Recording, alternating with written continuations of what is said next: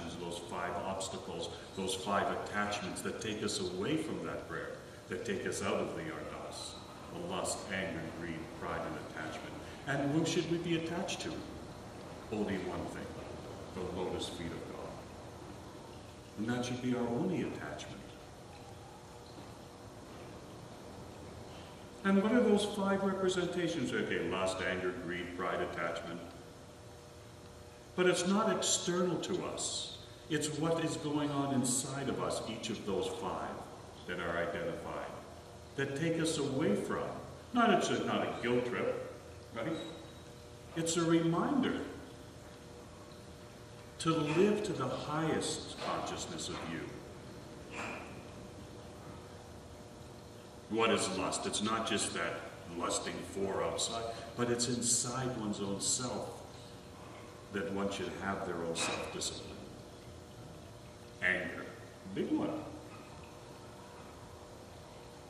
It's our anger that eats us up alive. It's our anger that takes away our strength, it takes away our prosperity, it takes away our abundance. To let go of that anger. We got lots of things to be angry about. I can list the whole list. I think each and every one of us can. But that anger is not just anger of, oh, I'm angry at you. But that anger is inner anger. Resentment of self. So Buddha is always also saying get rid of that inner anger. Not just what I'm angry outside, but that inner self, that angriness. Sometimes we're angry about ourselves. Oh, if I should have done this, would have done that, could have done that.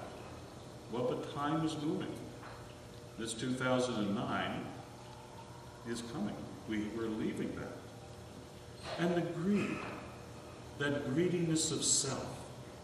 And the greediness is the smallest thing. One time, several years ago, we were sitting in a very, very small boudoir, and I was sitting with Yogi Ji, Ardas Singh Khalsa. Yogi Ji was sitting beside me. And I had played some kirtan, and he was speaking. And then they served the prasad, the card prasad, right? We finished everything. And I put my hands up, and they gave me such a big handful, like this, filled my hands. And he looks at me and says, what are you going to do with that? He said, are you going to eat it? You couldn't even, we wouldn't even have longer after the hand was filled. And he said, give it up. Don't keep it. Share it with others. And I'm going, oh, right? Usually we get such a small amount, a whole handful. My God, I've been blessed, right? But he looked at me and his thing, don't be greedy.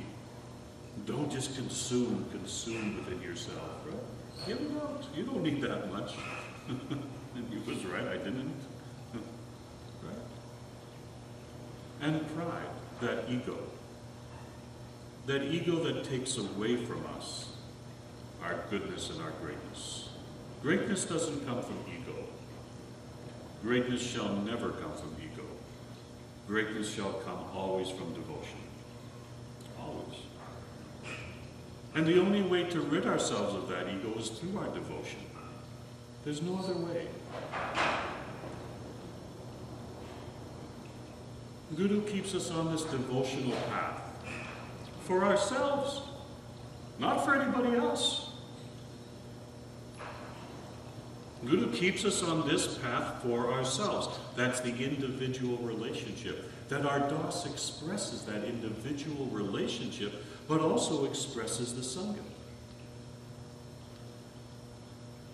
And we acknowledge it. Khalsa Ji, Bolo Ji, Satnam, Waheguru. That it's beyond. We acknowledge it. That's why there's the call and the answer. Why do we say the Waheguru? Right? Bolo, Waheguru, call on Waheguru.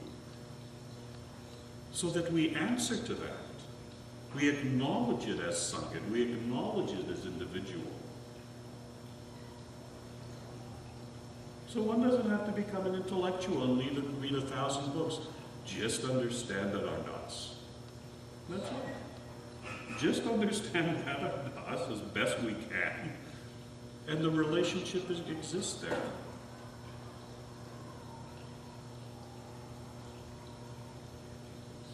And I know that sometimes I see these young people, they shake a little bit when they're reading because they're presenting themselves. And yesterday I was at a marriage, and there was a gentleman there who I've known many, many, many years and respected for many, many, many years. Some of the elders, a little bit older than me. I guess I'm like an elder now, but when I was a younger, he was still an elder. And sometimes we talk about presentation to the Guru, and he was talking to me about the shifting of what will happen for Khalsa. That Khalsa will rise in these times, but it may come from these young people and your generations of these young people because of the evolution. But that Khalsa, he says, but there's no doubt about it, that Khalsa shall rise. There's no doubt. We may not see it in our time, some of us older folks, but these young people will. And their children shall, and their children, it's already destined. We can't question it. But he said to me, I went to one Gurdwara, this gentleman said, and in the Gurdwara it said, they had a note on the wall that said, no jeans allowed. And I've known this man for a long time, and I thought he'd say, oh, that's good, no jeans allowed, right? You know? But he said to me, he said, you know what, it offended me. I said, that's interesting.